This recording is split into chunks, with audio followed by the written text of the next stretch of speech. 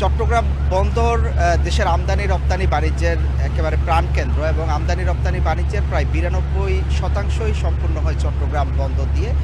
সাম্প্রতিক সময়ে জ্বালানির জাহাজগুলো আসছে এবং এই পুরো বন্দর এবং আশেপাশের যে উপকূলীয় এলাকাগুলো রয়েছে, এই বন্দর চ্যানেল এবং বন্দরের চট্টগ্রাম বন্দরের যে বহির্নোঙরের সমুদ্র সীমা, তার নিরাপত্তা নিশ্চিত করতে দায়িত্ব পালন করে কোস্টগার্ড।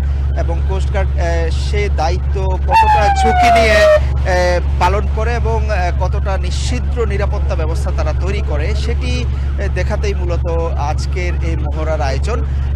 তো সেই মহড়ার অংশ হিসাবে এই মুহূর্তে আমরা আছি চট্টগ্রামের কর্ণফুলী নদীতে এবং দেখছেন যে চট্টগ্রাম বন্দরে আসা যে বিদেশি জাহাজগুলো, সেই জাহাজগুলোতে পণ্য খালাস চলছে। তারই পাশ দিয়ে মূলত যে মেটাল শার্ক বা দ্রুতগামী যে বোটগুলো রয়েছে কোস্টগার্ডের, সেই কোস্টগার্ডের সেই বোটগুলো এখন অতিক্রম করে যাচ্ছে।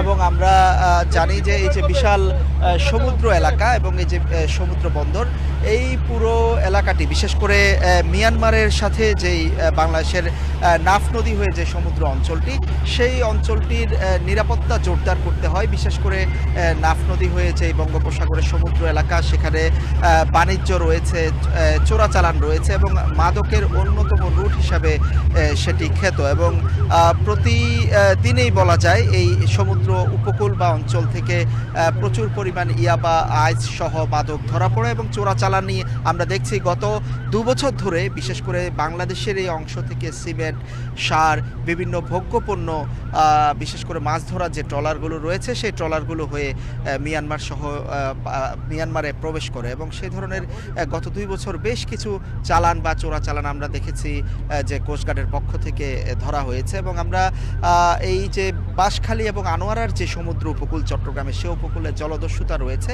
এবং বিদেশি যে জাহাজগুলো আসে, সেই জাহাজগুলোতে মূলত ছিচকে চুরি থেকে শুরু করে বিভিন্ন তেলের ট্যাঙ্কার থেকে তেল চুরি কিংবা লাইটার জাহাজ থেকে অবৈধভাবে তেল বিক্রি এবং এই জাহাজগুলোতে আসা বিভিন্ন মালামাল, আমরা জানি যে বিদেশি যে জাহাজগুলো আসে, সেই জাহাজগুলো থেকে বিভিন্ন ধরনের পণ্য থাকে, বিশেষ করে খাদ্যপণ্য থেকে শুরু করে মাদক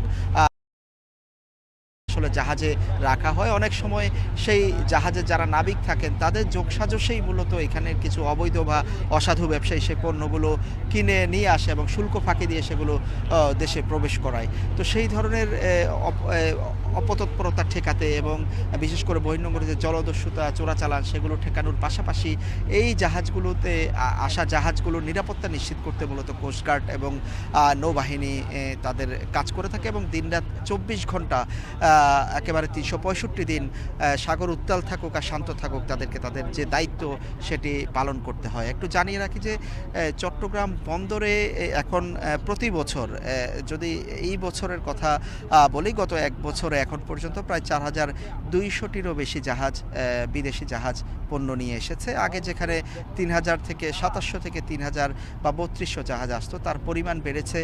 পাশাপাশি যে পণ্য হ্যান্ডলিং হয়, সে পণ্য হ্যান্ডলিংয়ের পরিমাণও কিন্তু অনেক অনেক বেড়েছে। প্রায় ১৩ কোটি মেট্রিক টন পণ্য এখন এই চট্টগ্রাম বন্দরের বহির্নোঙরে প্রতি বছর খালাস হচ্ছে। এই যে বিশাল আমদানি রপ্তানি, সুনীল অর্থনীতি, যে মৎস্যজীবীদের জীবিকা আহরণ, নিরাপদে জীবিকা আহরণ কিংবা মাদক চোরাচালান রোধ থেকে শুরু করে পুরো অঞ্চলে নিরাপত্তা নিশ্চিত করতে কোস্টগার্ডকে কাজ করতে হয়।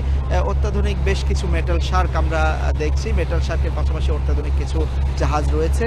তারা বলছিলেন যে এখন যত আসলে প্রযুক্তির উৎকর্ষতা বাড়ছে, তাদের গোয়েন্দা নজরদারিতে তাদের উৎকর্ষটাও কিন্তু দিনে দিনে তারা বাড়াচ্ছে। বিশেষ করে ড্রোন কার্যক্রম পরিচালনা, ড্রোন পরিচালনা, অত্যাধুনিক প্রযুক্তির ব্যবহার, হেলিকপ্টার ব্যবহার করে এই সমুদ্র অঞ্চলের নিরাপত্তা নিশ্চিত করা, সেই বিষয়গুলো দিনে দিনে যোগ হচ্ছে।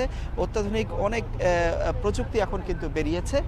তারা সেই যন্ত্রপাতিগুলো দিয়েই মূলত নজরদারি নিশ্চিত করার চেষ্টা করেন। আমরা দেখছি যে তারা যেভাবে ড্রোন দিয়ে আসলে পুরো এলাকাটি নিয়ন্ত্রণ করেন, সেই দৃশ্যটিও মহড়ায় তারা ফুটিয়ে তোলার চেষ্টা করছেন। এর পাশাপাশি তারা বলছেন যে অনেক আধুনিক যন্ত্রপাতি যেগুলো ধীরে ধীরে সন্নিবেশিত হচ্ছে, বিশেষ করে জাহাজগুলোর সক্ষমতা বৃদ্ধি, তাদের যে সমরাস্ত্র রয়েছে সেই সমরাস্ত্রের সক্ষমতা বৃদ্ধির বিষয়টি আছে।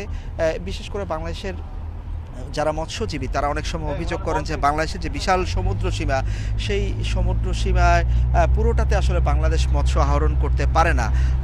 বিশেষ করে বাংলাদেশের যে 65,000 নৌযান রয়েছে, তারা 100 থেকে 200 মিটারের মধ্যেই মূলত মৎস্য আহরণ করেন এবং বাইরে অল্প কিছু সংখ্যক জাহাজ মূলত এর বাইরে গভীর সমুদ্রে যেতে পারে।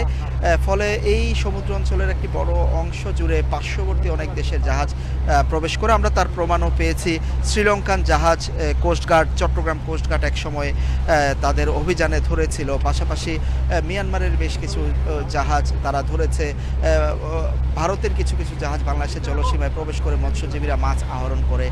ফলে এই পুরো অঞ্চলটিতে আসলে পুরো বলা যায় যেভাবে আসলে সমতলে নিরাপত্তা নিশ্চিত করা যায়, টহল দেয়া যায়, সমুদ্রের আসলে দৃষ্টিসীমা যতদূর যায় আসলে পানি, এবং সেখানে দূর থেকে কোনো বোট কিংবা নৌযান দেখে শুরুতেই সেটি নিশ্চিত হওয়া সম্ভব হয় না যে সেটি বাংলাদেশের না অন্য কোনো দেশের। তো সেই হিসাবে আসলে এই ধরনের নিরাপত্তা নিশ্চিত করা বেশ কঠিন এবং দুর্গম বলা যায়। তো এই যে বিশাল এলাকা জুড়ে নিরাপত্তা নিশ্চিত করেন কোস্টগার্ডের সদস্যরা, তারা আসলে কি করে এই সমুদ্র উপকূল নিশ্চিত করেন বা জাহাজগুলো নিরাপত্তা নিশ্চিত করেন, সেই বিষয়গুলো তারা দেখাচ্ছেন। এবং তারা যেটি বলছেন যে এর মধ্যে তারা আধুনিক যন্ত্রপাতি বা তাদের যে সরঞ্জাম সেগুলো বাড়ানোর কারণে সাম্প্রতিক সময়ে চট্টগ্রাম বন্দর একটি নিরাপদ বন্দর হিসাবে বিশ্বের কাছে পরিচিত হয়েছে, এবং তারা সবসময় চেষ্টা করে যাচ্ছেন এই সক্ষমতা তাদের আরও বাড়ানোর জন্য। তো আজকে মহড়ার মাধ্যমে